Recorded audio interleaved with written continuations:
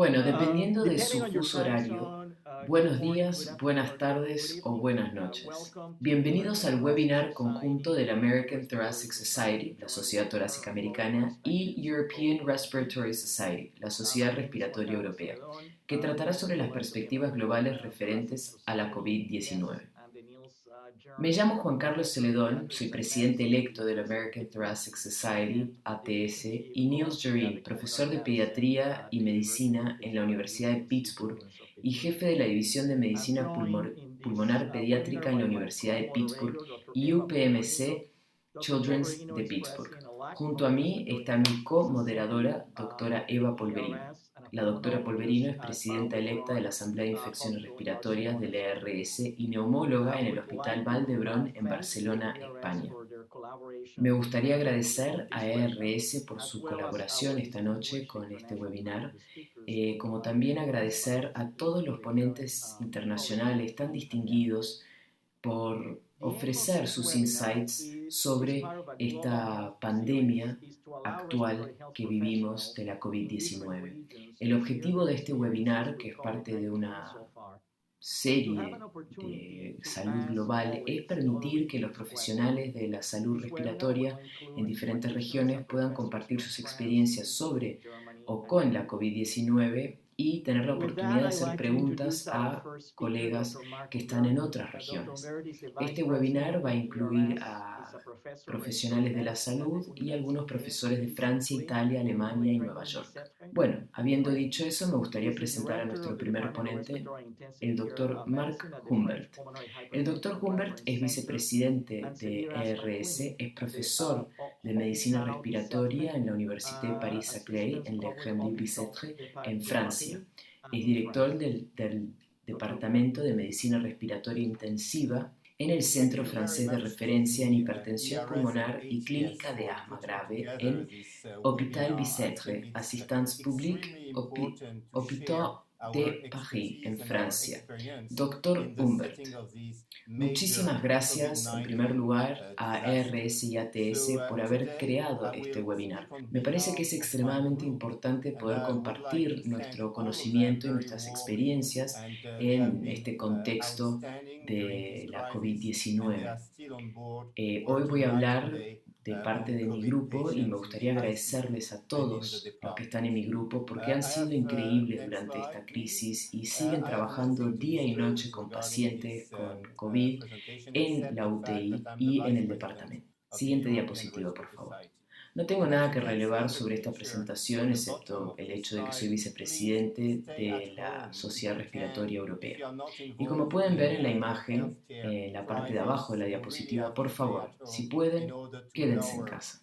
Si no son parte de la crisis de salud, realmente necesitan quedarse en casa para poder bajar o minimizar el riesgo de tener una pandemia aún peor en sus países. Voy a describirlo rápidamente, todo el tema de la pandemia de la COVID-19 en Francia y en la zona de París desde el 1 de marzo. En mi región también presentaré algunos retos que tuvimos que enfrentar cuando estuvimos tratando a pacientes con COVID-19. Y les voy a dar algunas recomendaciones, consejos prácticos o hasta estrategias que para nosotros en nuestro departamento han sido útiles. Como pueden ver, en la parte de abajo de mi diapositiva hay algunos dibujos de niños, de mis colegas y de enfermeras. Me gustaría agradecer a todas las familias que han estado apoyándonos en esta crisis. Siguiente diapositiva. Este es un mapa de Francia y aquí pueden ver los agrupamientos de COVID-19 en las semanas desde el 1 de marzo. Pueden ver que hay por lo menos 3 agrupamientos principales, uno muy grande alrededor de París y la región, digamos, de la Gran París tiene 12 millones de habitantes. Y tuvimos muchos casos, y ya se los voy a mostrar en un minuto.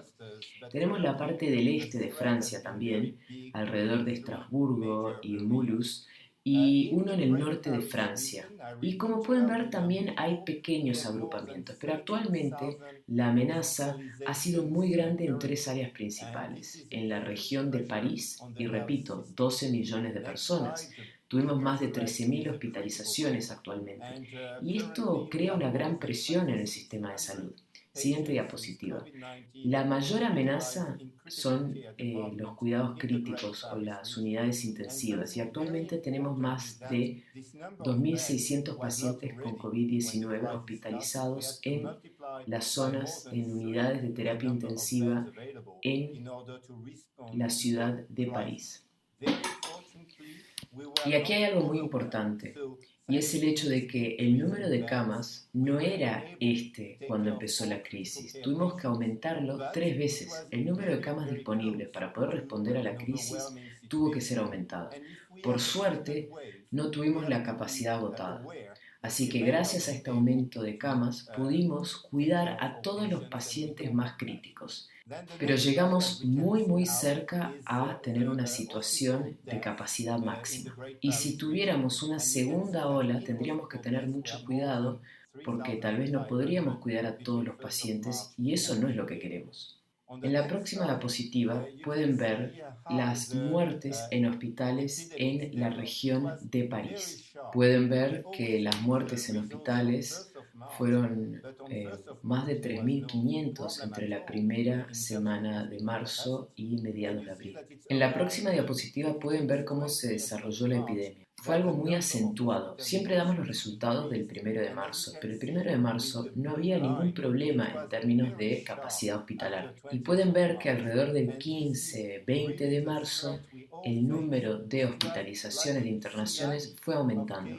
Y como pueden ver con la línea azul, tuvo un aumento exponencial después del 20 de marzo.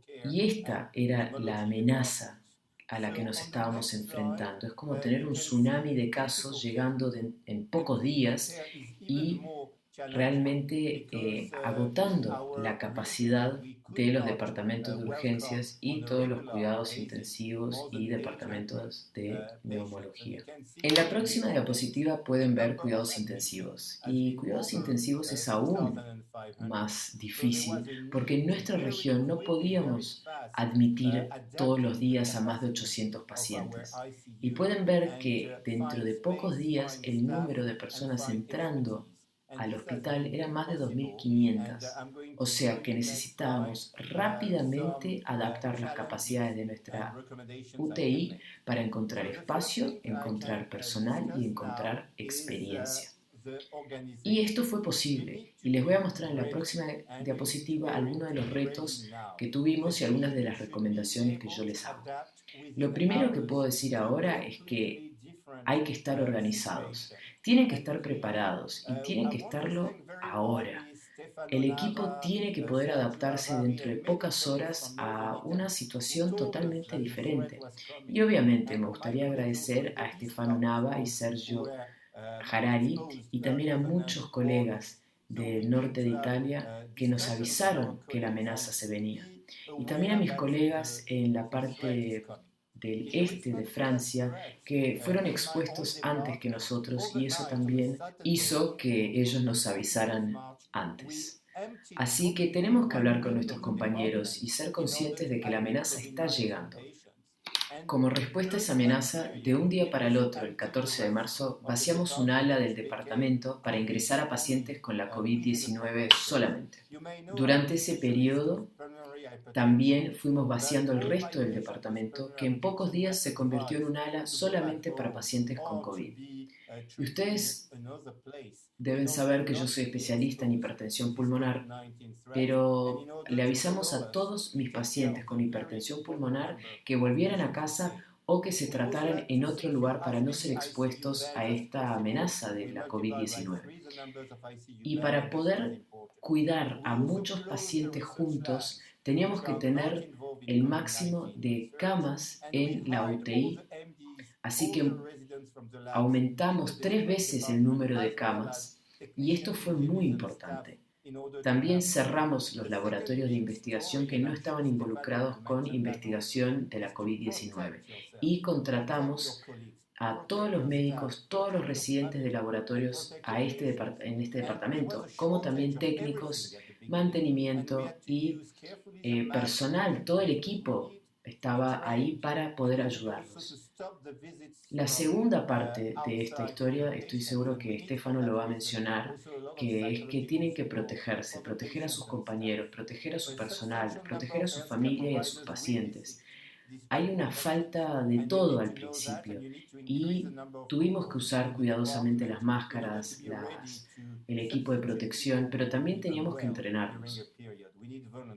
También deben prohibir cualquier visita a los pacientes y eso tiene sus razones. También se necesita mucho apoyo psicológico para los pacientes y para el personal. Muchos profesionales de la salud se van a enfermar aunque usen protección y tienen que saberlo, aumentar el número de personas en el departamento para que puedan reemplazar a aquellas personas que se enferman durante un periodo de tiempo.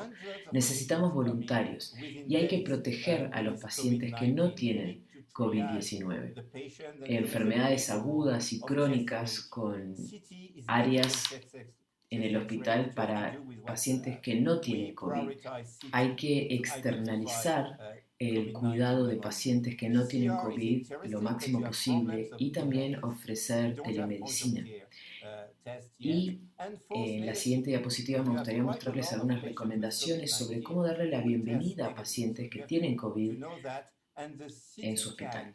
Nosotros tuvimos a muchos, cientos de pacientes que llegaban todos los días con COVID-19. Se tiene que hacer un cribado del paciente y hay que hacer varias imágenes torácicas, tomografía es la mejor forma, más que un rayo X del tórax, pero hay que usar lo que uno tiene y nosotros le dimos prioridad a la tomografía para identificar la neumonía de COVID-19. La PCR también es interesante, pero hay todo un tema de demoras. Y todavía no tenemos pruebas de diagnóstico en el punto de atención y tenemos varios falsos negativos. Encontrarán que hay muchos pacientes con COVID-19 que van a dar negativo. Tienen que saber que eso va a pasar y que la tomografía puede corregir estos diagnósticos falsos. El cuidado, la hospitalización en COVID y área con equipos dedicados y entrenamiento es lo que necesitan. El oxígeno también obviamente debe estar disponible en todas partes. La anticoagulación también es extremadamente importante. Nos sorprende mucho la cantidad de embolias pulmonares y trombosis venosas profundas que hay en estos contextos. En términos de tratamientos, no sabemos qué es eficaz para la COVID-19 en sí. Hay mucha presión de los medios de comunicación para terapias no aprobadas, para que se usen estas terapias no aprobadas, y nuestra respuesta siempre fue darle prioridad a los ensayos clínicos randomizados en vez de darle prioridad a los tratamientos que todavía no habían sido comprobados como eficaces. Y la UTI, y esto ya lo mencionarán mis compañeros, la UTI es algo muy importante en el hospital y habría que aumentar su capacidad. Entre las complicaciones tras la hospitalización, tenemos que saber que el tromboembolismo venoso es muy común y que la COVID generalmente es una enfermedad sistémica con compromiso cardíaco, renal y hepático. Yo mencioné la investigación hace poco. La investigación es muy importante. Uno tiene que establecer cohortes de pacientes tratados con un tratamiento estándar y tener algunos fármacos en estudio. Y nosotros tenemos Corimuno, que es un cohorte controlado randomizado muy útil para probar las inmunoterapias como anti-IL-6. Los ensayos randomizados como el ensayo europeo Discovery nos permitirá hacer pruebas en Europa de varios fármacos, incluyendo la hidroxicloroquina, que actualmente está siendo promovida sin tener mucha evidencia para respaldarla. Y hay otros programas de investigación que se pueden mencionar. Siguiente diapositiva. Ya llega mi conclusión, pero antes me gustaría insistir en el papel importantísimo que tiene la tomografía para el cribado. Y cuando estén lidiando con un paciente moderado a severo, con alta probabilidad de que el resultado sea positivo, las imágenes pueden ser muy importantes para tratar a sus pacientes. La siguiente diapositiva les muestra mi conclusión. Tienen que estar conscientes, tienen que estar listos para actuar, tienen que preparar al equipo, o sea, el equipo tiene que estar preparado, tienen que protegerse a sí mismos y a los pacientes y al personal y a sus familias. En el cribado la PCR es importante, pero las imágenes de pecho son prominentes. La investigación colaborativa será muy importante. Hay que considerar muchas complicaciones que pueden tener sus pacientes, incluyendo el tromboembolismo venoso, y tienen que poder manejar a los pacientes con COVID y sin COVID dentro de su hospital y organizarse bien. Y mi última diapositiva es un agradecimiento. Me gustaría agradecerles muchísimo y espero que podamos juntos ser capaces de resistir y luchar y ganar esta guerra contra la COVID-19. Muchísimas gracias. Doctor Humbert, muchísimas gracias por su excelente presentación. Tenemos dos preguntas de la audiencia. La primera pregunta es: ¿cuál es el papel de una heparina de bajo peso molecular y anticoagulación en el tratamiento de pacientes con problemas respiratorios debido a la COVID-19? El papel de la anticoagulación en la epidemia de COVID-19 es extremadamente importante. En mi país, el primer paciente que falleció de COVID-19 falleció por una embolia pulmonar. Y ahora, constantemente en mi departamento y en Francia, hemos visto a muchos pacientes con tromboembolismo venoso. Entonces, ¿qué podemos hacer en este momento?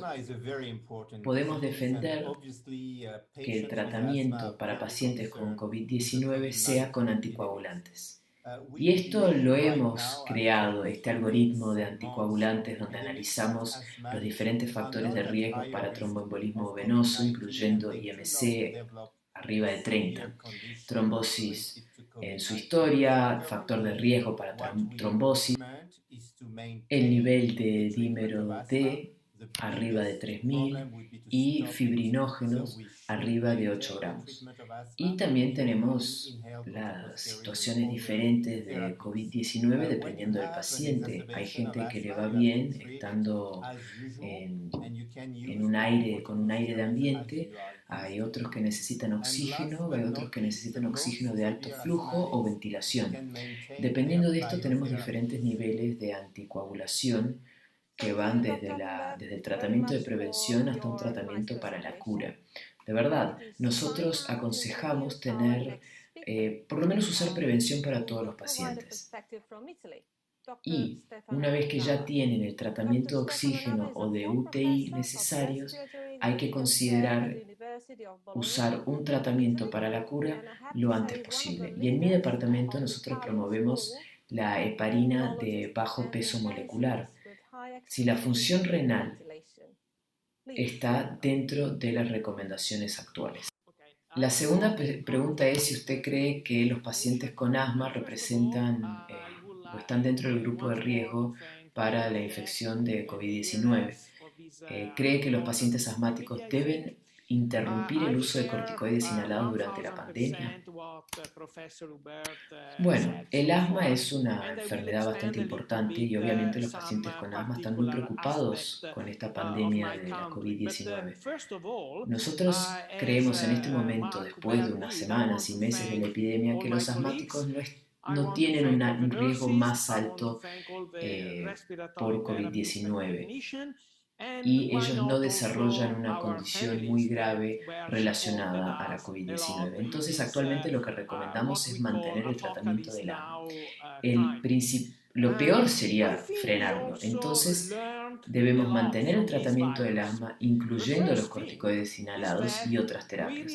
Cuando hay una exacerbación del asma, hay que tratarlo como se trata generalmente, y se pueden usar corticoides orales si es lo que se suele hacer. Y, por último, pero no menos importante, los asmáticos más graves pueden permanecer en sus terapias con biológicos. Muchísimas gracias, doctor Humbert, por esa excelente presentación. Y ahora voy a presentar al siguiente ponente que nos dará una perspectiva de Italia, el doctor Stefano Nava. El doctor Stefano Nava es un profesor titular de Medicina Respiratoria y Crítica en la Universidad de Bolonia, en Italia. Y debo decir que es uno de los líderes de la Escuela Italiana de Neumólogos e Intensivistas con más experiencia en ventilación. Stefano, le paso la palabra. Bueno, en mi presentación no tengo ningún conflicto de interés y en primer lugar me gustaría agradecer una vez más a ATS y ARS por esta increíble oportunidad. Estoy 1000% de acuerdo con lo que ha dicho el profesor Humbert y voy a añadir algunas cosas que tienen que ver más que nada con mi país. Pero en primer lugar, como hizo Mark Humbert, me gustaría agradecer a todos mis compañeros y colegas. Me gustaría agradecer a las enfermeras, a todos los fisioterapeutas respiratorios y técnicos. Y por qué no, también a nuestras familias que nos han apoyado muchísimo en lo que ahora llamamos el apocalipsis. Y creo que hemos aprendido mucho sobre este virus. Lo primero es que nos dimos cuenta que muchos estamos actuando como individuos. ¿Por qué? Porque cuando uno se enfrenta a una pandemia, uno tiene que cambiar de mentalidad y actuar como equipo. Uno tiene que estar remando en la misma dirección. No se puede individualizar el tratamiento. Siempre hay que ser parte de un equipo. Y también nos dimos cuenta que como clínicos siempre teníamos este abordaje que era correcto en muchos casos. Un abordaje que es más centrado en el paciente. Y eso está bien. Pero cuando hay una pandemia, uno tiene que aumentar sus intereses fuera del hospital y buscar cosas que no están solamente dentro del hospital, sino también buscar dentro de la comunidad alrededor del hospital. Siguiente diapositiva. Bueno, todo empezó alrededor de 3 semanas antes de que ocurriera en París. Eso fue el 21 de febrero. Todo se llevó a cabo en Codogno. Es esa ciudad pequeña relativamente cerca de Milán. En Italia tenemos aproximadamente 4 agrupamientos o epicentros. El principal está en Lombardía y la capital es Milán. Después al este tenemos a Véneto, a la izquierda pueden ver el tercer agrupamiento o epicentro que es Piemonte y por último, pero no menos importante, tenemos al cuarto agrupamiento o epicentro que es donde yo vivo actualmente, que es Emilia-Romagna y la capital es Bolonia. Hasta hace 2 días teníamos 156.000 personas con resultado positivo y el número de muertes ayer era 20.000 en todo el país. Siguiente diapositiva. Bueno, antes de empezar a hablar específicamente sobre esta enfermedad en mi país, me gustaría darles un contexto general del número de camas por 100.000 habitantes. Bueno, esta diapositiva deja absolutamente claro que Alemania tiene el mayor porcentaje de camas en comparación con otros países europeos. Italia y Francia están bastante cerca. Podemos ver que Francia tiene 11,6 e Italia tiene 12,5 camas para cada 100.000 habitantes. Otros países como España, Portugal y Grecia desafortunadamente tienen muy pocas camas. Y como ya dijo Mark, es muy importante tener todo esto en consideración cuando uno se está enfrentando a una pandemia. Siguiente diapositiva. Y lo que también hay que considerar es lo que llamamos la capacidad hospitalar. La capacidad hospitalar, como pueden ver en esta diapositiva, es el número de casos que están ocupando camas en cuidados intensivos. Pueden ver una vez más que España e Italia están en la parte de arriba de esta clasificación. Eso significa que para cada cama tratamos a 8,5 en Italia y a 7,8 pacientes en España. Y podemos ver que Alemania tiene el mayor número de camas en cuidados intensivos en Europa. O sea, está en una mucha mejor posición. Una cama es usada por 1,2 pacientes con el coronavirus. Siguiente diapositiva. Otra forma de analizar este problema epidemiológico en el hospital es ver el número de casos de coronavirus por cada 1000 camas de hospital en cada país. Una vez más, ven que nos enfrentamos a un gran problema. De 1000 camas, 332 estaban ocupadas por pacientes con el coronavirus. En España ese número era 250. A Francia le estaba yendo mucho mejor hasta cierto punto, digamos mejor que España e Italia.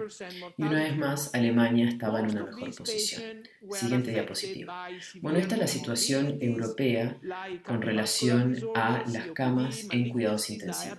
Y me gustaría mostrarles uno de los pocos estudios publicados hasta ahora en Europa que tiene que ver con la experiencia de cuidados intensivos en Lombardía. Estos datos son de un periodo de menos de 4 semanas, del 21 de febrero hasta el 18 de marzo. La experiencia en una región de Italia con más de 10 millones de habitantes, y pueden ver que la tasa de mortalidad estaba alineada con lo que se había reportado hasta en China, excluyendo algunos primeros estudios con una tasa de mortalidad del 24%. Muchos de estos pacientes fueron afectados por comorbilidades severas como cardiopatías, DPOC, malignidades, diabetes e hipertensión. Bueno, lo interesante es que todos los pacientes en la UTI recibieron ventilación mecánica y solo el 12% de esos pacientes recibieron ventilación no invasiva. Eso puede ser muy importante para los neumólogos. Siguiente diapositiva. Bueno, el problema es que en esas 3 semanas y media, como les mencioné antes, tuvimos 1.591 pacientes en Lombardía. Pero ingresamos al hospital a casi 9.000 pacientes. Entonces esto significa que estos 9.000 pacientes que habían ingresado con algún problema respiratorio agudo, ¿qué pasa con ellos? ¿Qué pasa con estos 9.000 que no son parte de esos 1.500 que sí fueron ingresados a la UTI? Siguiente diapositiva. Así que nos enfrentamos a algo que era totalmente inesperado. Teníamos que tratar a pacientes con problemas respiratorios agudos fuera de un ambiente protegido, como es la UTI o una unidad de cuidados intensivos respiratorios. Así que muy al principio desarrollamos un plan de tratamiento para aquellos pacientes que no fueran de los pacientes que tuvieran problemas respiratorios agudos y estuvieran en UTI, o sea, ellos estaban fuera de la UTI. Y publicamos recientemente esto bajo el título de las salas hospitalarias a las trincheras, porque eso es lo que realmente pasó en nuestro país. Próxima diapositiva. Aquí desarrollamos un tipo de diagrama de flujo. Fue como un cribado para nuestro paciente. Yo no voy a entrar en detalles porque todos pueden leer esto después, pero me gustaría destacar un par de cositas. Primero, hay que hacer un cribado de los pacientes muy rápido y hay que entender rápidamente si el paciente puede ser enviado a su casa. Si al paciente hay que internarlo en el hospital, hay que ver qué tipo de conocimiento necesita el caso. Una vez más, esto hay que hacerlo muy rápido. Y como pueden ver aquí, esperamos 30 minutos en la primera evaluación y 2 horas después de que el paciente fue puesto en ventilación mecánica como CPAP o alguna ventilación no invasiva o hasta una terapia de oxígeno estándar o de flujo alto de oxígeno.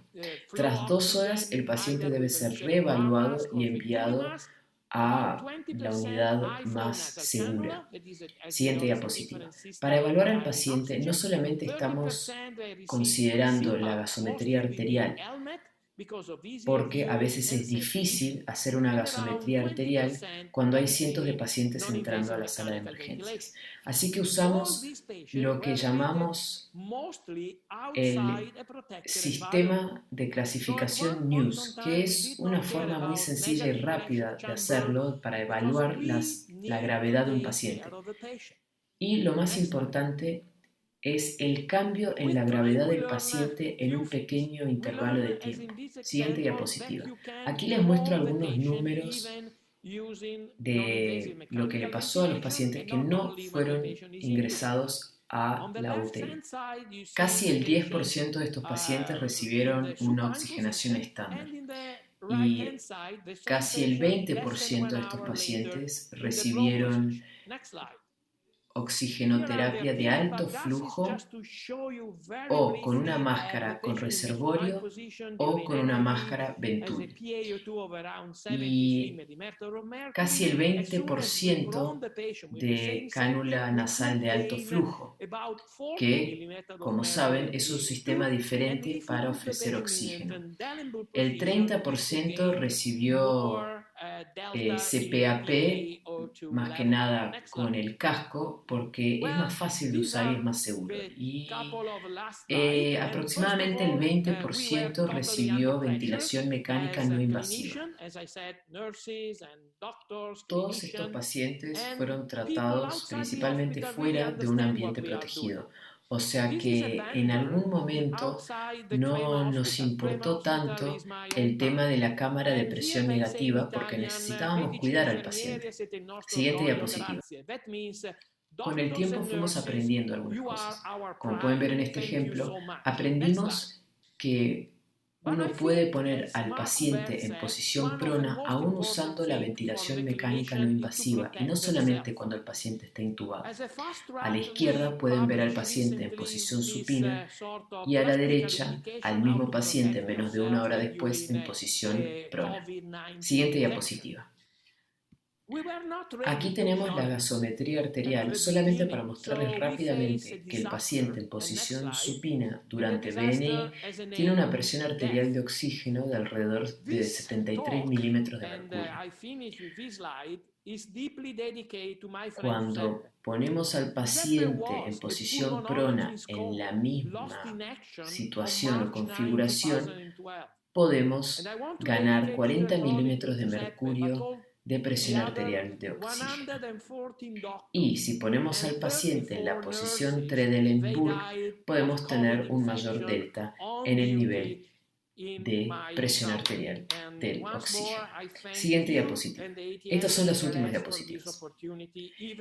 Bueno, en primer lugar, estábamos bajo mucha presión como médicos, enfermeros, clínicos, y la gente fuera del hospital entendía lo que estábamos haciendo. Hay un cartel afuera del hospital Crema. Crema es mi ciudad natal. Y aquí dicen en italiano: Medici e infermieri siete il nostro orgoglio, grazie. Y esto significa: médicos y enfermeras son nuestro orgullo, muchísimas gracias. Siguiente diapositiva. Pero yo creo, como dijo Mark Humbert, que una de las cosas más importantes para los clínicos, para los médicos, es protegerse. Recientemente publicamos unos consejos prácticos sobre cómo protegerse durante la infección de la COVID-19. Y para ser muy honesto, en principio no estábamos preparados. Así que nos enfrentamos a un gran desastre. Siguiente diapositiva. Y este desastre tiene un nombre: la muerte. Me gustaría terminar esta diapositiva dedicándole esta charla a mi amigo Giuseppe. Giuseppe era neumólogo y lo perdimos el 9 de marzo del 2020. Y me gustaría dedicarle esto no solo a Giuseppe, pero sino a los otros 113 médicos y 34 enfermeras que se murieron de infecciones de la COVID mientras que yo estaba trabajando en mi país. Y una vez más les agradezco y agradezco a ATS y a ARS por esta oportunidad y también por poder estar aquí para recordar a estos colegas. Doctor Nava, tengo una pregunta específica para usted sobre el papel de la ventilación no invasiva en la gestión de insuficiencia respiratoria debido a esta infección. ¿Hay algún riesgo si se retrasa la intubación de estos pacientes? Bueno, como les mostré en una de mis diapositivas, cuando uno se enfrenta a una insuficiencia respiratoria aguda y uno se está quedando sin camas en la UTI, uno tiene que empezar a tratar a los pacientes de manera no invasiva. Entonces yo sé que en el mundo ideal las personas están muy preocupadas sobre problemas de aerosol durante la BNI. Y tienen razón. Sin embargo, cuando uno tiene que tratar al paciente y uno no tiene una cámara de presión negativa, uno no tiene camas en la UTI, uno tiene que hacer lo que sea con lo que uno tiene a disposición. Entonces BNI fue muy usado en el país y yo diría que la tasa de éxito fue de alrededor del 50 a 55%. Y cuando digo BNI, no quiero decir solamente ventilación BiPAP, sino también CPAP. Y no es un modo de ventilación real, pero lo que yo encontré es que CPAP puede ser muy útil y muy fácil de usar fuera de un ambiente protegido. Doctor Nava, usted hasta vio una falta de EPIs en algunas áreas. Muchas personas se preguntan si hay formas de usar estos materiales y directrices para usar estos materiales. Sí, tenemos las directrices y están basadas en las directrices de la Organización Mundial de la Salud y se pueden encontrar en el estudio que publicamos recientemente en el European Respiratory Review. Todavía no tenemos un protocolo para la reutilización de estos dispositivos porque es algo bastante polémico. Depende de qué dispositivo se está hablando. Hasta las máscaras pueden ser totalmente diferentes dependiendo de dónde se hacen y qué tipo de máscara uno está usando. Y hay otro tema que me gustaría mencionar sobre la protección. Yo he mencionado las cámaras de presión negativa o salas cuando uno está usando oxígeno de alto flujo o BNI. Bueno, si no tienen estas cámaras de presión negativa, pueden igualmente usar ventilación no invasiva y de alto flujo y CPAP. Según la Organización Mundial de la Salud, tienen que tener por lo menos un cambio de aire de 160 litros por hora. Y eso se puede obtener fácilmente abriendo la ventana y las puertas. Así que no se queden con esa idea o con ese concepto de las cámaras de presión negativas y camas de la UTI. Se puede ventilar fácilmente y yo diría que de manera segura a los pacientes no invasivos fuera de estas cámaras de presión negativa. Es un honor para mí presentar al Dr. Charles Powell. El Dr. Powell es un profesor de medicina y jefe de medicina intensiva pulmonar y de medicina del sueño de la Facultad de Medicina Icahn de Mount Sinai.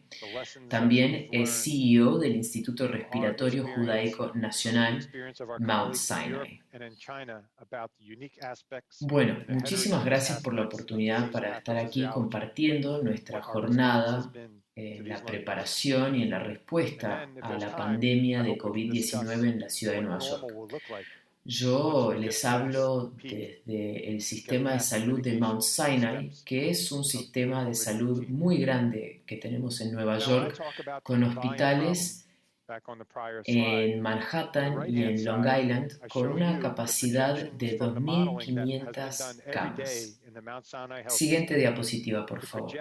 Lo que me gustaría mencionar hoy en esta jornada es sobre algunas perspectivas que hemos tenido a medida que nos fuimos preparando y a medida que nos deparamos con este brote. Al principio, en términos de la preparación, nuestro principal problema era el problema del volumen. Y lo que quiero decir con eso es que nos teníamos que poder preparar para alcanzar las necesidades de los pacientes que podrían entrar a nuestro sistema de salud con la COVID-19.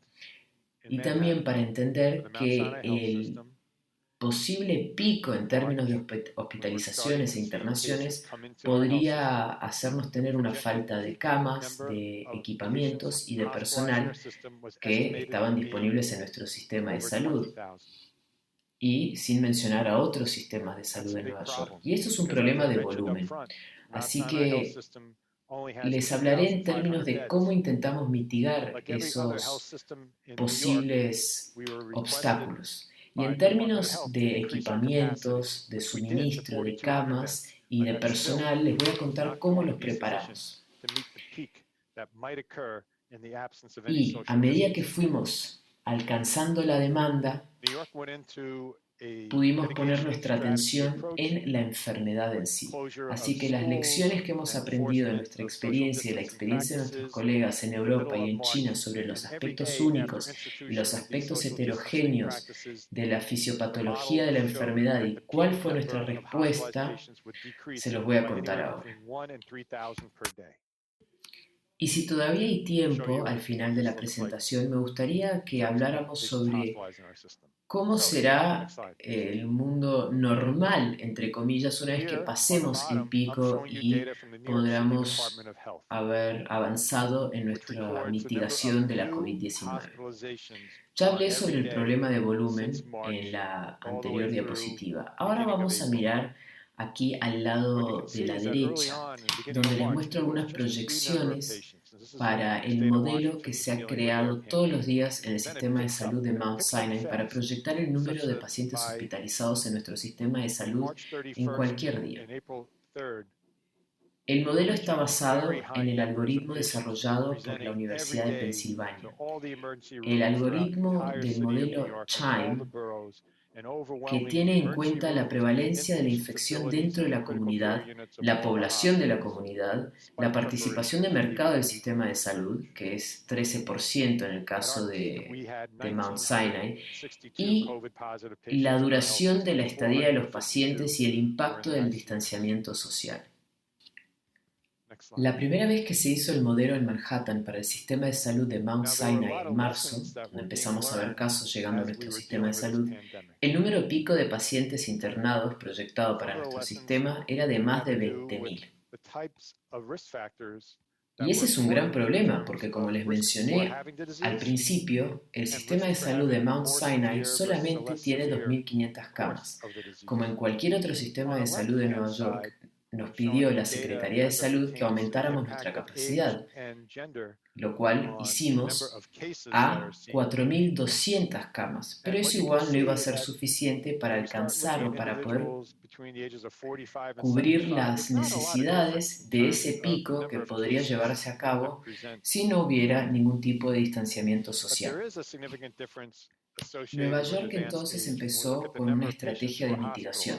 Cerró escuelas, aumentó las prácticas de distanciamiento social a mediados de marzo y todos los días,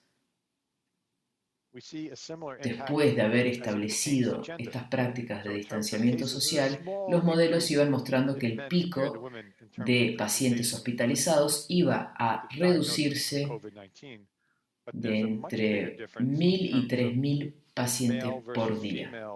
Les voy a mostrar cómo se ve esto en términos de cantidad de pacientes hospitalizados en nuestro sistema. Siguiente diapositiva, por favor. Aquí en la parte de abajo les estoy mostrando datos de la Secretaría de Salud de Nueva York, que registra el número de nuevas internaciones todos los días desde marzo hasta comienzos de abril.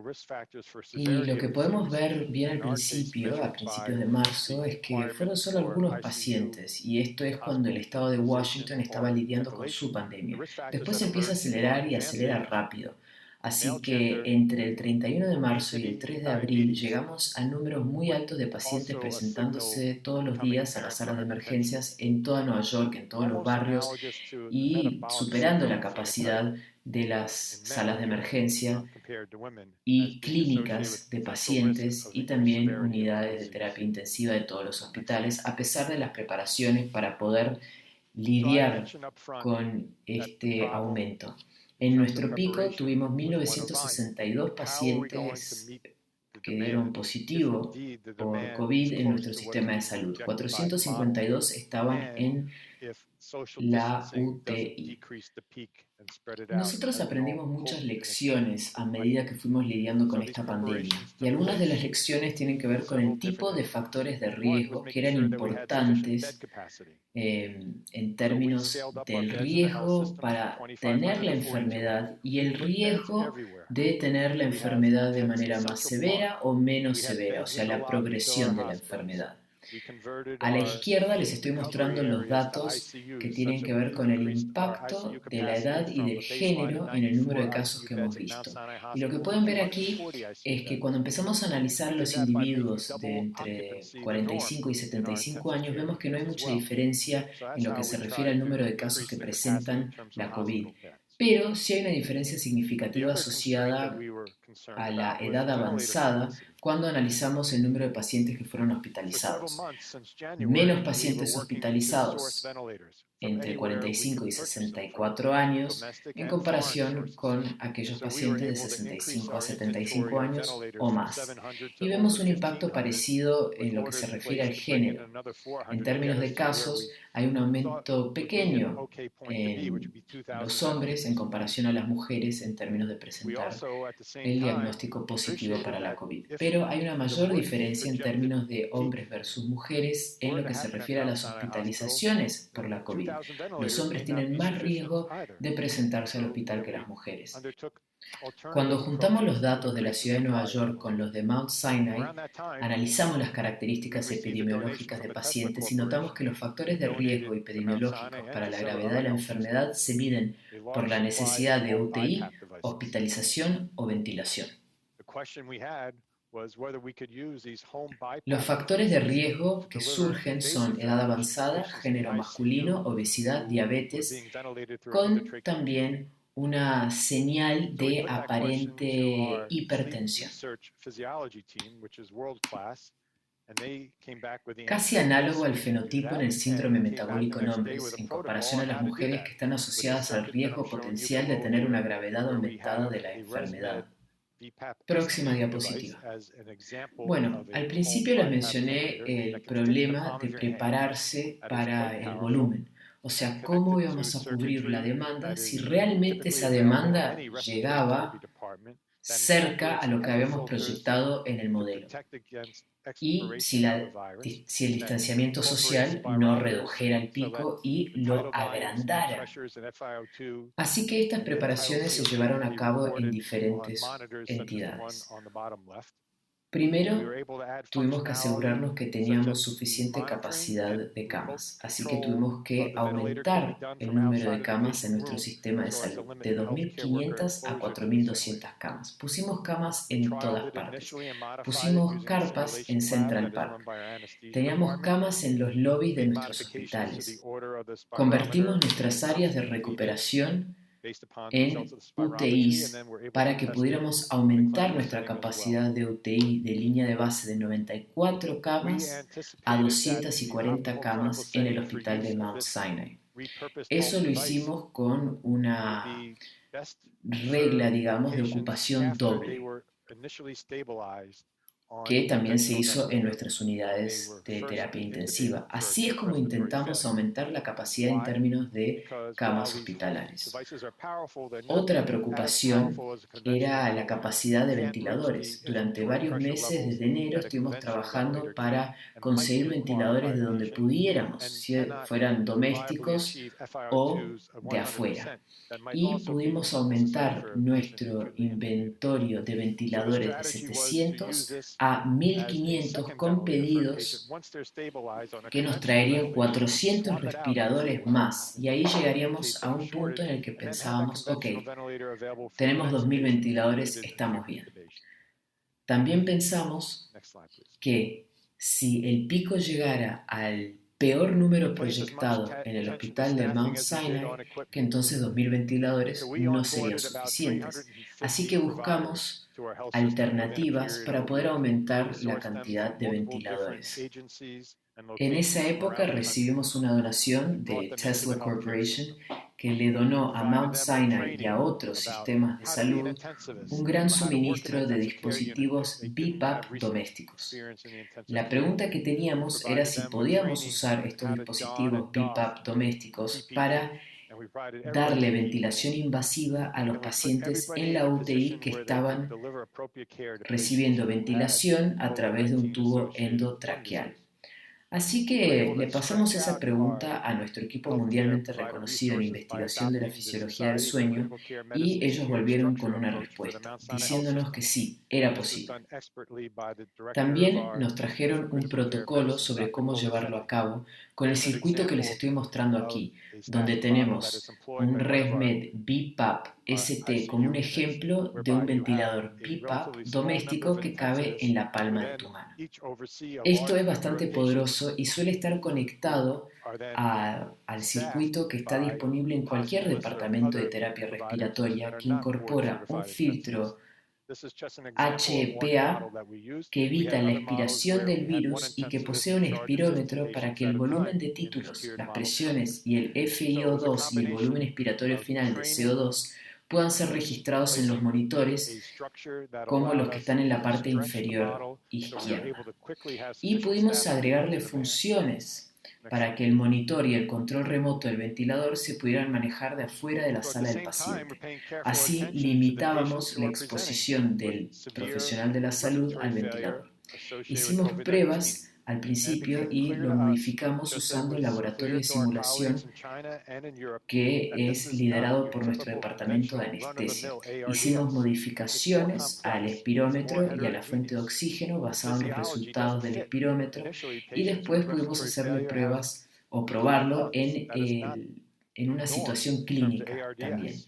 Pudimos anticipar que la configuración clínica óptima para el uso de este dispositivo casero modificado sería mejor en pacientes después de que fueran estabilizados con un ventilador convencional, cuando se los intubaba por primera vez por una insuficiencia respiratoria aguda. ¿Por qué? Porque mientras que estos dispositivos domésticos son muy poderosos, no son tan poderosos como un ventilador convencional. No alcanzan los niveles de presión inspiratoria que un ventilador convencional alcanza y puede ser necesario para un paciente. Y tampoco alcanza el FiO2 un 100%. Y eso también podría ser necesario para un paciente con intubación aguda. Así que la estrategia fue usar este segundo ventilador para el paciente una vez que ya hubieran sido estabilizados usando un ventilador convencional. Ahí se hacía un cambio y se tenía el ventilador convencional disponible para el siguiente paciente que necesitara una intubación aguda. Siguiente diapositiva, por favor. Bueno, le dimos mucha atención a la parte de personal como también al equipamiento. Así que agregamos a aproximadamente 350 trabajadores a nuestro sistema de salud en el periodo de una semana y los trajimos de diferentes agencias y localidades de todo el país y los incluimos al sistema de salud. Les dimos entrenamiento sobre cómo ser intensivistas o cómo trabajar en la UTI si no tenían ninguna experiencia reciente en trabajo en UTI. Y también les dimos entrenamiento sobre cómo ponerse y quitarse el EPI y también les dimos sus propios EPIs. Y de esta manera estaban todos preparados para darle un buen cuidado a pacientes con COVID-19 asociado a alguna enfermedad pulmonar. Pudimos extender nuestros recursos de salud al adoptar el sistema en capas de la Sociedad de Terapia Crítica para el sistema de salud del Mount Sinai. Y esto lo hizo muy bien el director de nuestro Instituto de Terapia Crítica, el Dr. Collie Seth. Aquí tenemos un ejemplo del modelo de personal que está usando una de nuestras unidades de UTI, donde se tiene un pequeño número de intensivistas que después hacen la supervisión de un gran número de pacientes que luego son empleados por listas de hospitales u otros proveedores que no son intensivistas certificados. Y este es solo uno de los ejemplos de un modelo que usamos. Tuvimos otros modelos donde tuvimos a un intensivista a cargo de 50 pacientes en un modelo estructurado en capas. O sea que fue una combinación de entrenamiento y de tener una estructura que nos permitiera extender este modelo. De esta manera pudimos tener suficiente personal para cubrir la demanda. Siguiente diapositiva. Así que a su vez estamos prestándole atención a los pacientes que presentan alguna insuficiencia respiratoria grave asociada con la COVID-19 y se nos hizo claro a nosotros, como también a nuestros colegas en China y en Europa, que esta no es una SARA común, es mucho más compleja, es más heterogénea, la fisiología no encaja. Al principio, los pacientes con insuficiencia respiratoria tienen pulmones complacentes. Eso no es lo normal en términos de SARA. Por lo tanto, sentíamos que nos correspondía entender mejor la fisiopatología de este proceso para tener mejores abordajes terapéuticos que fueran más allá de los abordajes que ya sabemos que son útiles en la insuficiencia respiratoria aguda, con el objetivo principal de tener estrategias que protegieran a los pulmones, que adoptaríamos rápidamente. Y también pusimos a los pacientes en posición prona, lo que mostró tener algunos beneficios en lo que se refiere a mejorar el intercambio de gases.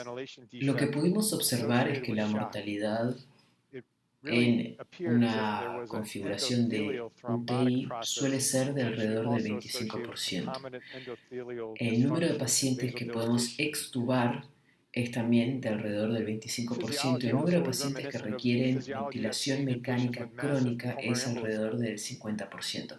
Pero estos datos están evolucionando, no son lo suficientemente maduros y van a ir cambiando a medida que la experiencia se va acumulando y que el denominador madura. En términos de abordajes de tratamiento, usamos una combinación de abordajes empíricos y diferentes tipos de ensayos clínicos de diferentes terapias, todas de modo criterioso para poder ofrecer lo que creemos que es el mejor tratamiento para cada paciente. No voy a hablar mucho sobre la hidroxicloroquina, solo voy a decir que a todos los pacientes ingresados se les ofrece, en algunos casos, hidroxicloroquina, sabiendo que la evidencia que sostiene esta terapia no es muy robusta y reconociendo que no administramos hidroxicloroquina a ningún paciente con un electrocardiograma anormal. Sí hemos visto ocasionalmente algunos pacientes mejorando con este fármaco, sea por el fármaco en sí o a pesar del fármaco, no se sabe. También usamos esteroides y tocilizumab en pacientes que parecen tener un alto riesgo. Y los pacientes que parecen tener un alto riesgo son aquellos que están hospitalizados durante 8 a 12 días y no han mejorado, y especialmente aquellos cuyos marcadores sugieren una respuesta inflamatoria exuberante típicamente asociada a un dímer D elevado y a una proteína C reactiva elevada o niveles elevados de ferritina. Tenemos varios estudios clínicos llevándose a cabo. Tenemos grandes ensayos clínicos donde aprobamos cada fármaco o cada dispositivo que se propone como potencialmente útil para el estudio en la pandemia de COVID-19. Y todos los días estamos evaluando a diferentes candidatos usando paneles de especialistas para primero revisar y luego repasar sus hallazgos a un comité de supervisión que luego determinará si el fármaco dispositivo entrará en esta configuración de investigación clínica. Hasta ahora, varios fármacos han pasado y han sido aprobados en el proceso. Así que tenemos ensayos clínicos llevándose a cabo en situaciones controladas randomizadas y no controladas para Remdesivir, para anti-IL-6 con sarilumab. Tenemos un programa activo que usa células tronco mesenquimales halogénicas. Y también tenemos un programa muy activo donde por lo menos 60 pacientes hasta ahora han recibido plasma convaleciente. Y esta semana empezamos un nuevo ensayo para GM-CSF. Y la semana que viene vamos a empezar con un protocolo de acceso expandido para ECU, eculizumab complement inhibitor, que es el inhibidor del complemento eculizumab. Y hemos establecido protocolos para crear un programa mayor que incluye anticoagulantes para individuos que aparecen tener un riesgo más alto para el desarrollo de trombosis, sea trombosis venosa, TVP y embolia pulmonar, o trombosis endotelial pequeña que vemos como un mecanismo fisiopatológico. Usamos factores de riesgo parecidos para determinar aquellos individuos que tienen un alto riesgo y le prestamos atención para evitar usar anticoagulantes en individuos que tendrían un alto riesgo de hemorragia. Siguiente diapositiva, por favor. Este es solamente un ejemplo a la izquierda de nuestro algoritmo de anticoagulación que implementamos en el hospital de Mount Sinai. Y a la derecha pueden ver un ejemplo de algunos de los hallazgos que tuvimos en términos de presentaciones únicas, en términos de fisiopatología de la enfermedad en pacientes, etc. Y tuvimos también a una serie de 5 pacientes que presentaron todos en el mismo fin de semana una enfermedad progresiva de cuidados críticos, cuya gasometría arterial mostraba un grave defecto de ventilación en el espacio muerto asociado con el shock. Parecería como si hubiera un proceso trombótico endotelial potencialmente también asociado con la disfunción endotelial concomitante y la vasodilatación de estos pacientes.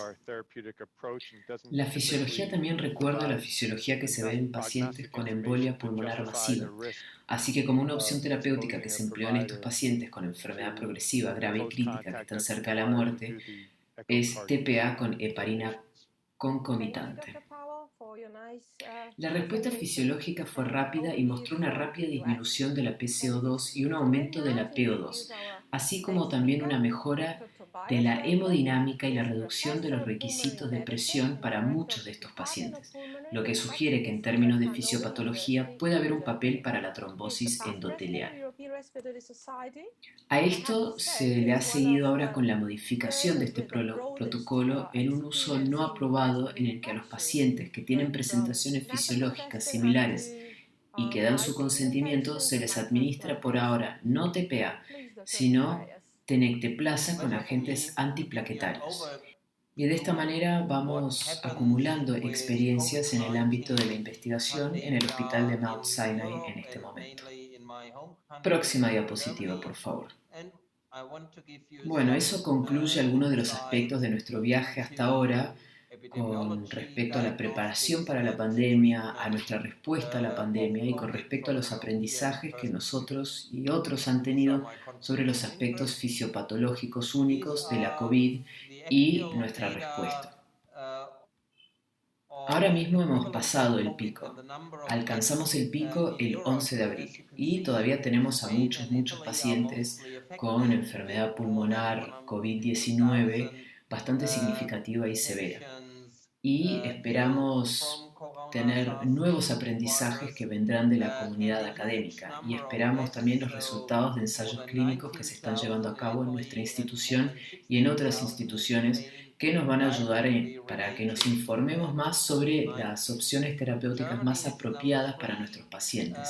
Y también esperamos que sigan los esfuerzos para mitigar los riesgos de esta enfermedad con distanciamiento social para que podamos seguir reduciendo el surgimiento de nuevos casos y hospitalizaciones y llegar al punto en el que tenemos un nuevo ambiente de normalidad. Y claro, superar esto lo más rápido posible. Muchas gracias por su atención. Doctor Powell, nos han llegado 2 preguntas de la audiencia. La primera pregunta es la siguiente. ¿Cuál es su posición sobre otros que retrasaron la intubación en pacientes con COVID-19 y que tenían altos requisitos de oxígeno?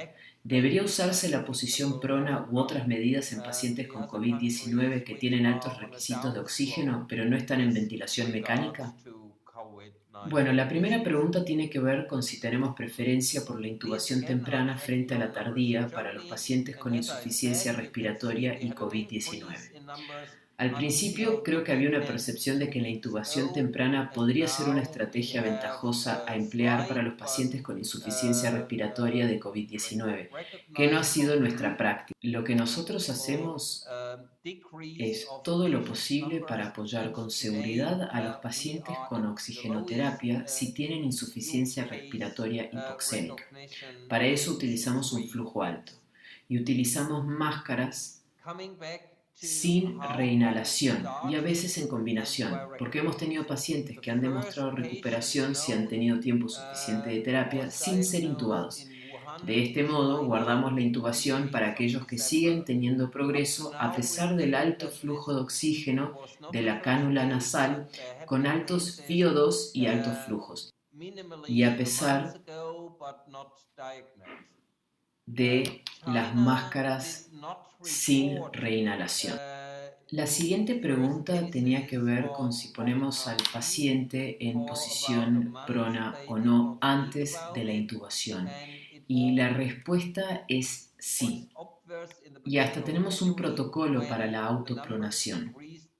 En esencia, el hecho de que el paciente esté acostado boca abajo durante más de la mitad del tiempo que esté en la cama se asocia con una mejora en el intercambio de gases, así que lo usamos siempre que es posible.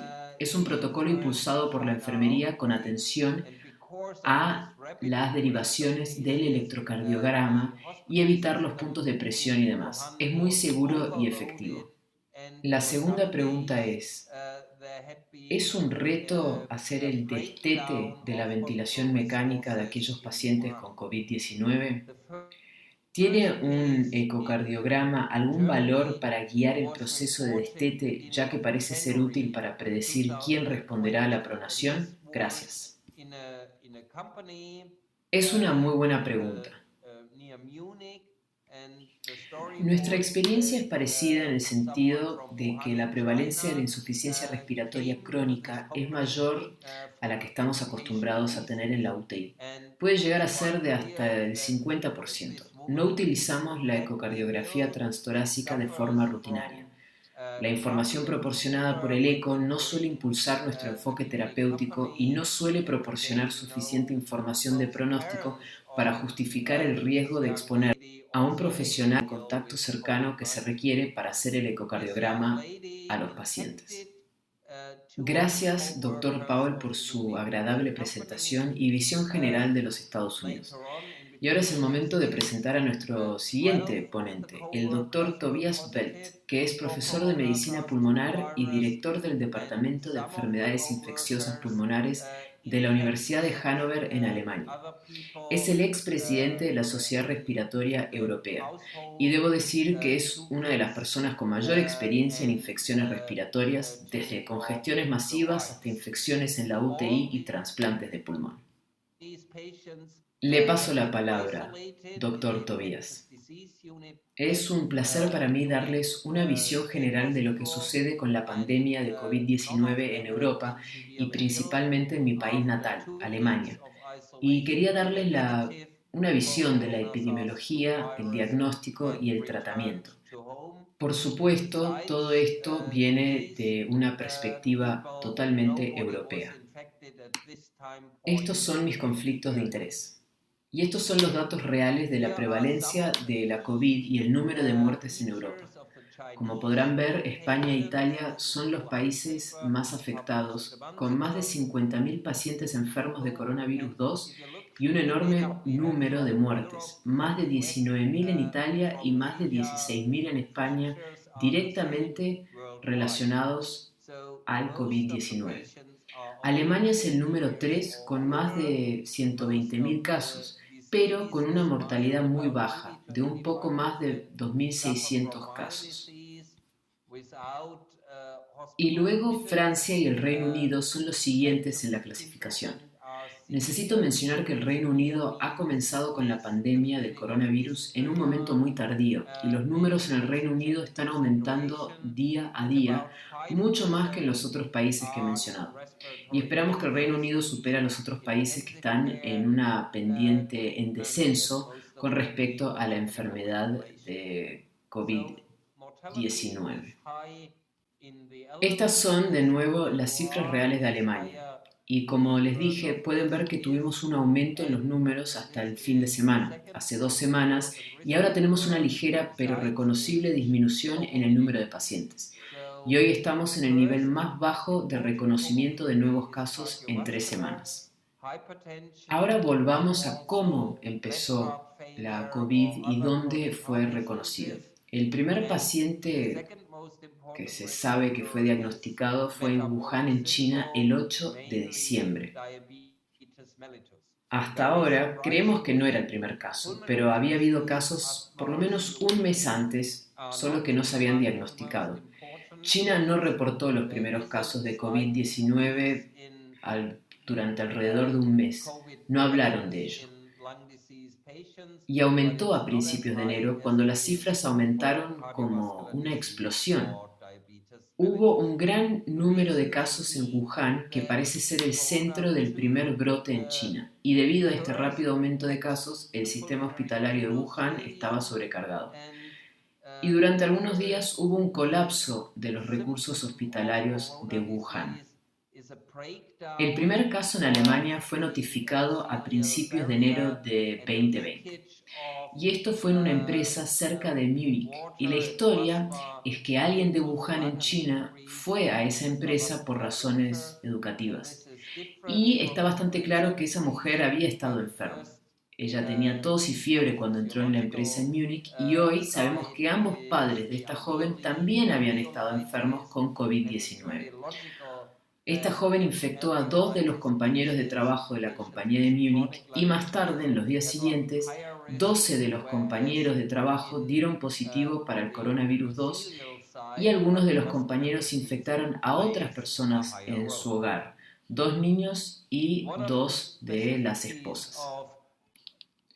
Todos estos pacientes habían sido aislados en la unidad de enfermedades infecciosas del Hospital Estatal de Múnich y ninguno de ellos estaba gravemente enfermo. Después de 2 semanas de aislamiento, dieron negativo para el coronavirus 2 y pudieron volver a casa. Y además de estas personas, nadie más estaba infectado en ese momento en el área de Múnich.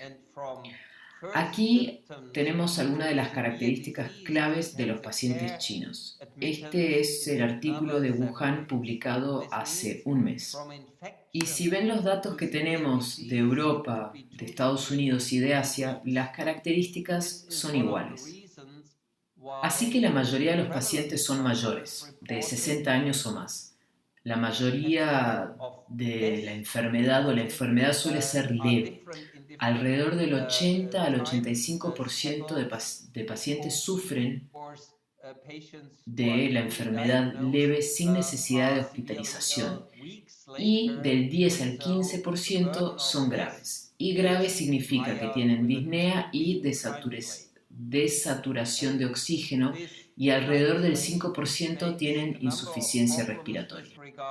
Así que necesitan tratamiento de cuidados intensivos y la mayoría de ellos necesita ventilación mecánica. La mortalidad es alta en los ancianos. Cuanto mayor es la edad, mayor es la carga de mortalidad.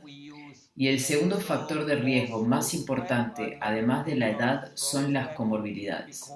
Así que la primera y más importante comorbilidad es la hipertensión cardiovascular, pero también la insuficiencia cardíaca izquierda u otras enfermedades cardíacas crónicas. Y el segundo factor de riesgo más importante es el síndrome metabólico, principalmente la diabetes mellitus. Muy sorprendentemente, la enfermedad pulmonar, el asma, EPOC no están entre los más importantes. Hay un ligero aumento en la prevalencia de COVID en los pacientes con enfermedades pulmonares, pero no es tan alta como para las enfermedades cardiovasculares o la diabetes mellitus. Eso se debe a que tal vez los primeros ataques del corona 2 son en el endotelio pulmonar y el primer síntoma de la enfermedad del coronavirus es una ruptura de la barrera del endotelio con entrada de agua y plasma en el pulmón. y un aumento en el agua extravascular. Y esto es diferente de la influenza, por ejemplo, donde la primera señal fisiopatológica es la alveolitis. Y es muy lógico que en los casos de alveolitis los pacientes con enfermedad pulmonar crónica tengan un mayor riesgo, mientras que por el lado endotelial la enfermedad cardiovascular juega un papel más importante. Una de las características de coronavirus 2 es el tiempo que transcurre entre el momento de infección y los primeros síntomas. Así que desde el momento de la infección hasta los primeros síntomas hay un promedio de 5 días que puede llegar a ser de 10 días. Y desde los primeros síntomas hasta la enfermedad grave y el ingreso en cuidados intensivos son otros 7 días. Esto significa que desde la infección hasta la enfermedad severa pueden pasar 2 a 3 semanas. Esta es una de las razones por las que las cifras de prevalencia reportadas y el número de muertes reportados son diferentes en diferentes momentos o periodos de tiempo. Porque, claro, los pacientes recién diagnosticados se enferman gravemente semanas después, y así la carga de muerte es mayor con un retraso de 2 semanas. Y en este caso, el retraso también provoca un número o una serie de problemas que tienen que ver con el diagnóstico. Y en las próximas diapositivas les voy a hablar sobre diagnósticos. Normalmente usamos la tecnología PCR y usamos un hisopo nasal o de garganta. Yo no estoy muy a favor del hisopo de la garganta porque eso induce la tos y la tos significa que se produce un aerosol y la producción de este aerosol puede ser un riesgo de infección para el personal. Así que queremos evitarlo y por lo tanto preferimos usar un hisopo nasal para agarrar la muestra. Sin embargo, si los pacientes están en el inicio de la enfermedad, entre los primeros 4 o 5 días, van a dar resultado negativo. Si se les hace una prueba después de que aparecen los primeros síntomas, ahí sí pueden dar positivo. Y en los pacientes más graves, cuando el virus ya no está en la vía respiratoria superior, sino que se ha desplazado a la inferior, el diagnóstico de la vía respiratoria superior también podría ser negativo. Y esto se ha demostrado en este artículo publicado recientemente en CID. Los pacientes con síntomas claros han dado negativo en la tecnología PCR. Se les hizo una tomografía común, esto se los mostraré más tarde, y luego obtuvieron una muestra de las vías respiratorias inferiores y una aspiración traqueal y dieron resultado positivo. Por lo tanto, en la fase inicial de la enfermedad de COVID, el diagnóstico es negativo y en los casos más graves, cuando la enfermedad de las vías respiratorias inferiores es predominante, el hisopo nasal también puede salir negativo. Estas características de la tomografía, y como pueden ver, este es un cuadro muy típico con consolidaciones subpleurales en ambos lados. No se ve nada en las vías respiratorias centrales. Y si ven esta imagen, que se parece más a una enfermedad autoinmune que a una enfermedad infecciosa, es más o menos normal para la COVID-19. Así que cuando no estamos seguros de que la prueba de diagnóstico, la prueba de PCR es positiva, normalmente realizamos una tomografía para confirmar el diagnóstico. El tercer punto de discusión es la prueba de anticuerpos. Sin embargo, esto no está estandarizado por el momento. No hay ninguna prueba de anticuerpos específica disponible en el mercado. Y hay dos problemas principales. El primero es que hay una reacción cruzada de otros coronavirus. Los coronavirus 1, 2 y 3 son los que son responsables por la rinitis en otoño e invierno, pero nunca causan una enfermedad grave. Esto es común en los niños y en los alumnos de jardín de infantes. Y las pruebas de anticuerpos disponibles no distinguen entre los coronavirus no severos y el SARS-CoV-2. Y el segundo problema es que la mayoría de los pacientes, y especialmente los pacientes que no están gravemente enfermos, tienen una baja respuesta de anticuerpos. Así que solo se encuentran niveles bajos de anticuerpos en estos pacientes y en los pacientes gravemente enfermos encontramos niveles lo suficientemente altos de anticuerpos para ser utilizados para diagnósticos, por ejemplo. Por lo tanto, el uso de una prueba de anticuerpos por el momento no confirma la enfermedad COVID y no es de utilidad en la práctica clínica. Así que, por último, paso a las opciones de tratamiento. Y la principal característica de la enfermedad COVID-19 es la insuficiencia respiratoria. Hay una pequeña porción de pacientes con COVID-19 que sufren de insuficiencia cardíaca, alrededor del 5%. Pero lo que más predomina es la insuficiencia respiratoria y la característica dominante de la gasometría arterial es el PO2 bajo y PCO2 normal, o insuficiencia respiratoria hipoxémica. Con esto utilizamos principalmente la terapia de oxígeno de alto flujo. También se puede usar ventilación no invasiva. Lo hacemos muy raramente en mi hospital porque la producción de aerosol es mayor en la ventilación no invasiva que en el oxígeno de alto flujo.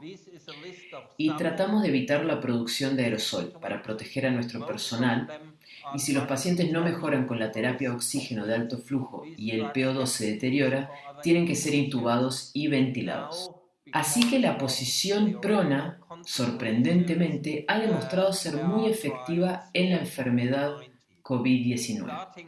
Así que ponemos a los pacientes inmediatamente después de la intubación en posición prona. Y los dejamos en esta posición durante 48 horas antes de volverlos a poner en posición normal. Si se deterioran de nuevo en la posición supina, los volvemos a poner en posición prona. A excepción de otras formas de SDRA, no usamos la terapia PIP alta. Se ha demostrado que no es efectiva en la enfermedad de COVID-19. Usamos una PIP de leve a moderada, algo entre 8 y 10 milímetros de mercurio, junto con la posición prona. ¿Y qué sabemos sobre la oxigenación por membrana extracorpórea? Vimos datos de China de que entre el 10 y el 20% de los pacientes con COVID-19 ventilados no mejoran con la ventilación normal y la posición prona, y debido al deterioro se les pone en oxigenación por membrana extracorpórea, o también llamado OMS. La mortalidad en todo el mundo para los pacientes de OMS es alta. En China se informó que alrededor del 60 al 70% de los pacientes de OMS murieron. Es mejor en los centros europeos. En Francia y Alemania tenemos una tasa de mortalidad para los pacientes de OMS de alrededor del 30%. Bueno, y por último, quiero centrarme en las opciones de tratamiento. Y como pueden ver, esto es de nih.gov hoy. Y muestra que hay más de 300 estudios en curso sobre la COVID-19 y se están haciendo varias pruebas de intervenciones. Esta es una lista de algunas de estas intervenciones, la mayoría de ellas son drogas, que se reposicionan, lo que significa que estas drogas han sido utilizadas para otras indicaciones y ahora, debido a consideraciones teóricas, hay ensayos para la COVID-19. Empezando por la hidroxicloroquina, un medicamento contra la malaria. También hay medicamentos contra el VIH, antivirales y el más popular es el Remdesivir. Se utiliza el interferón y varios medicamentos antiinflamatorios. Y desde un punto de vista teórico, lo que tal vez sea más exitoso es el anti-IL-6. Sin embargo, solo se han publicado unos pocos ensayos controlados randomizados, y este es uno de los principales problemas durante la pandemia de COVID, porque los pacientes están gravemente enfermos y se han utilizado muchos medicamentos de forma no randomizada. Y estos son los primeros datos de Wuhan que demuestran que los antivirales se han utilizado en más del 90% de los pacientes y los antibióticos en todos los pacientes. Los corticosteroides en cerca del 50% de los pacientes. Esta polifarmacia hace que sea muy difícil evaluar lo que ha tenido éxito, así que yo recomiendo encarecidamente que solo se haga y se participe en ensayos controlados randomizados en el futuro. Aquí tenemos los primeros datos de un medicamento para el VIH, lopinavir ritonavir. Se trata de un ensayo controlado randomizado de China y en el todo no se pudo demostrar la eficacia de este estudio y no volvería a usar esta droga en el futuro. Y estos son datos de un ensayo francés sobre la hidroxicloroquina y después de que este ensayo mostrara una reducción más rápida de la carga viral en las vías respiratorias, sin demostrar mejores parámetros de resultado, el presidente norteamericano ordenó una enorme cantidad de hidroxicloroquina para el tratamiento de la COVID-19. Por el momento, estamos esperando los ensayos de control randomizado que se realizan en diferentes redes. Y yo creo que esta droga no se puede recomendar antes de que estos ensayos controlados randomizados se terminen y se analicen. Tanto con las drogas para VIH como con la hidroxicloroquina hay muchos efectos secundarios cardíacos y efectos secundarios en el hígado. La hidroxicloroquina es una droga con muchas interacciones con cualquier otro medicamento. Y hay efectos nocivos por el uso de estas drogas y por lo tanto hay que mostrar el beneficio con mucho cuidado. Y hay efectos nocivos por el uso de estas drogas y por lo tanto hay que mostrar el beneficio con mucho cuidado. La tercera droga que está en discusión es Remdesivir. Remdesivir es un antiviral y los primeros datos de un programa de uso compasivo, un estudio de observación propio, se publicó en The New England Journal hace 10 días. Un pequeño número de pacientes, en total eran 53. No hay grupo de control.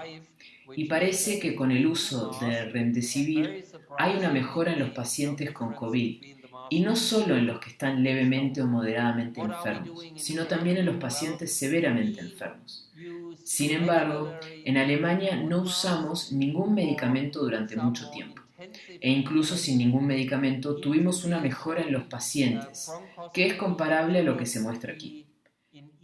Y de nuevo, recomiendo encarecidamente que solo se usen estas drogas como parte de un ensayo controlado randomizado. Uno de los principales problemas de la enfermedad de corona SARS-2 y COVID-19 es la prevención. Y ya hay muchas discusiones sobre cuál es la mejor medida de protección, qué tipo de mascarilla y qué más se debe usar. Hay un gran debate sobre si la clásica mascarilla buconasal, la que le dicen mascarilla FFP, es suficiente, o si se necesitan mascarillas más caras y más sofisticadas, como la FFP2 y la FFP3.